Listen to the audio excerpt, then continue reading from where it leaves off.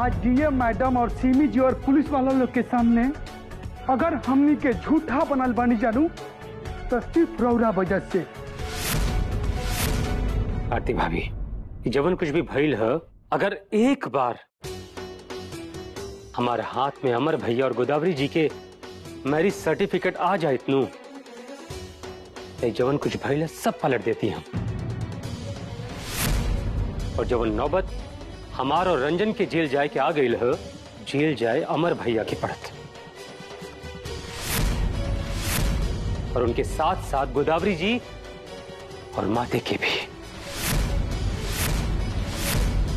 लेकिन हमरा समझ में नहीं आवत कि हमारा अलमारी से वो कागज चल कहां गए।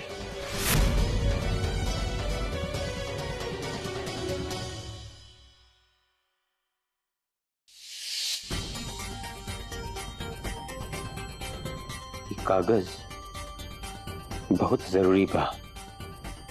एक दिन आरती भाभी के न्याय दिया खातिर ये कागज बहुत काम आई। कहें कि कागज के काट कुछ नहीं के, ये कागज के हमके बहुत संभाल के रखे के।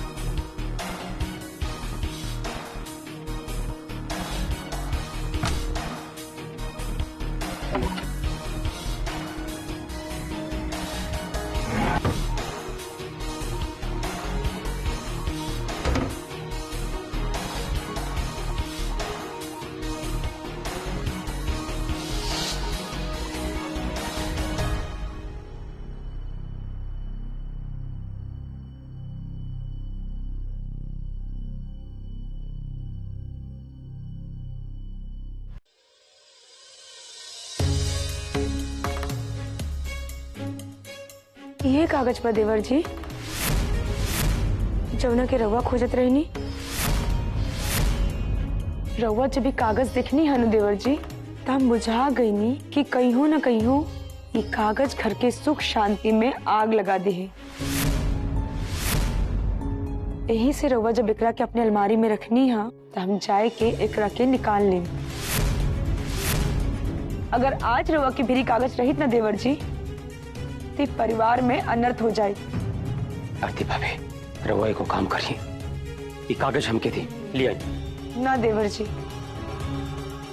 हम ये कागज रउआ के देकर ये घर परिवार के प्रतिष्ठा के आग न लगावे दे। रख ली कागज, लेकिन एगो बात याद रखम भौजी, एकरा बाद अगर इस घर में रउआ साथे कुछ भी भाई तो याद रखम कि हम घर छोड़ के चल जाई। ये सब देखे खातिर घर में ना रुकब। बबुआ जी, हमरा संगे कुछो नहीं के हो रहा बा। परिवार में सबके अलग अलग मन होला और हर केहू अपना अपने मन से सोचेला। ओकरा मन से केहू के थोड़ा से सुख होला तो केहू के थोड़ा से दुख होला। और बबुआ जी, परिवार तो होला ही आदमी के सुख दुख बांटे खातिर। ठीक बा, बाटी जितना मन करे नू उतना कुल लोग के साथे सुख दुख अपन बांटत रही। लेकिन एगो हमार सवाल के जवाब दी कि उ चंडाली अपना माई के संगे कहाँ जाके छुपल बिये, बस इतना बता दी हमरा के। आरती भाभी, जवन कुछ भइल है, ये कुल के जिम्मेदार केवल और केवल गोदावरी जी और माते बाड़ी। अब तक कम से कम बता दी कि वो लोग कहां छुपल बाड़ी। इतना कम समय में वो लोग कहां छुमंतर हो गई नहीं। अरे बताई तो कहां बाड़ी वो लोग, कहां बाड़ी माते, कहां बाड़ी गोदावरी। इतना तो हमरा भरोसा बा कि सीता जी लेखा उ लोग खातिर धरती नइखे फाटल कि ओमे ढूक के उ लोग समा गइल बा। नहीं कौनो आंधी के झोंका आइल बा कि उड़ा के लेके चल गइल बा उ लोग के। लेकिन एगो बात जान ली, जब तक हमनी के पता ना लगा जा कि वो लोग कहाँ बाड़ी, तब तक हमनी के चुपचाप नहीं जा बैठे वाला। हमरा बहुत पहले ही पता रहे कि ऐजा के हूँ कुछ बतावे वाला नहीं खे। ठीक बा, कोनो बात नहीं खे।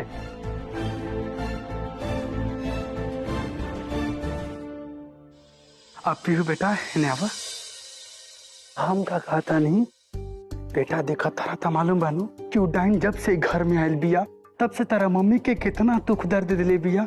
तो बेटा तू बतावा, तू तो हमारा अच्छा बेटा हो, तू कहाँ छुपल बिया अपने मम्मी के संगे? तारा कुछ मालूम बानू? सब कुछ तो मालूम बता, बतावा तू हमरा के।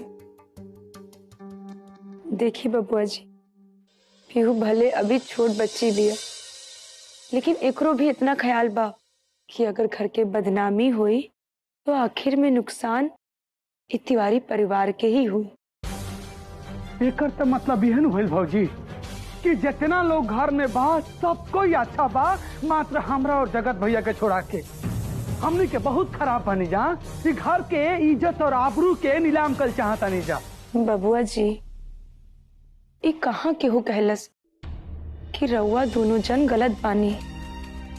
आरती भाभी, अगर हम और रंजन गलत नहीं की तो जे भी गलत बा ओकरा के सजा तो मिले के चाहिए नू। देवर जी,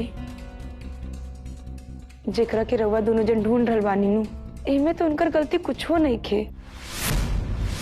अब रउए हमरा के एक बात बताई, सबसे नईकी दुल्हन घर में आयल बाड़ी का केहू से वो गलत बोलनी है, या फिर केहू के संग लड़ाई या झगड़ा कैली है, या उनकरा से जवन कुछ भी कहल गई वो करे से मना कैनी है, या फिर आज तक वो एक घर में कौनो से कौनो चीज की मांग कैनी है?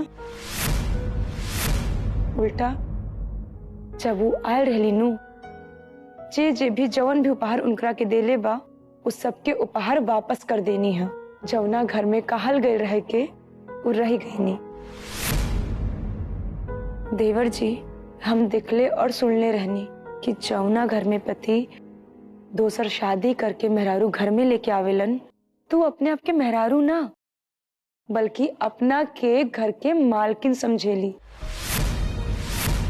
लेकिन ऐसे नहीं कि दुल्हन कुछ ना कैली, बल्कि उल्टा हमरा के अपन बहन जैसे मन ली।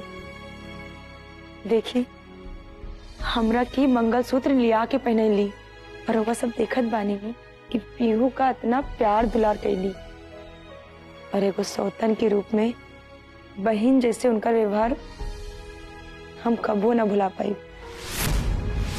वो एगो आदर्श पत्नी, आदर्श बहन और एगो आदर्श बहू बाड़ी, और सबसे बड़ बात एगो आदर्श माई भी बाड़ी।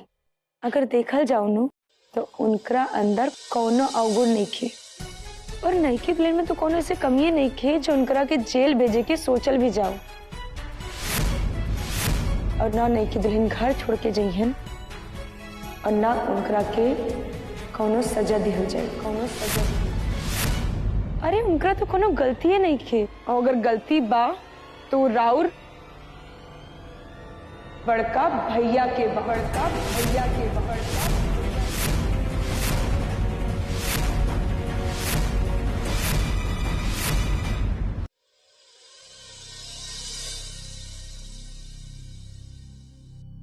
जेकर कुछ गलती है नहीं खे, ओकरा से सवाल पूछे से बढ़िया बा सवाल ओकरा से पूछल जा जेकर गलती बा।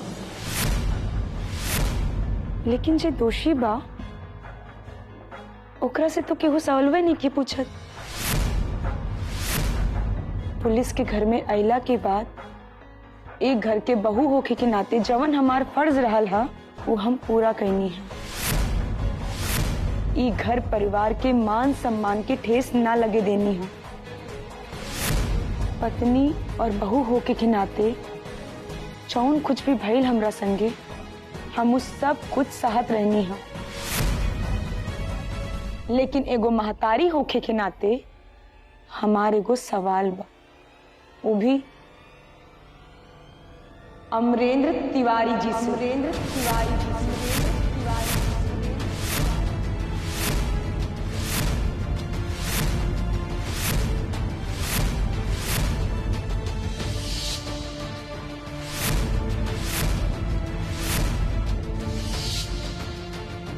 पीहू के इतना तड़पत देख के रउआ के मन में तन को भी दया भाव ना आए, तो एकर मतलब तो साफ भइल नु कि रउआ पीहू के पापा कहे के लायक नहीं, पापा कहे के लायक नहीं, पापा कहे के लायक नहीं, पापा। यही से हम पीहू के तरफ से पीहू की माई आरती तिवारी ये पूछ रहल बानी अमरेंद्र तिवारी जी से, का रउआ हमरे सवाल के जवाब दे, हमरे सवाल के जवाब दे, सवाल के जवाब दे। अरे हम पूछत बानी, रउआ के करेजा में बा इतना हिम्मत कि एगो महतारी के सवाल के जवाब दे सकी, सवाल के जवाब दे सकी, सवाल के जवाब दे सकी, बोलिए अमरेंद्र तिवारी जी, अब रउआ बोलत काहे नइखे, बोलत काहे नइखे।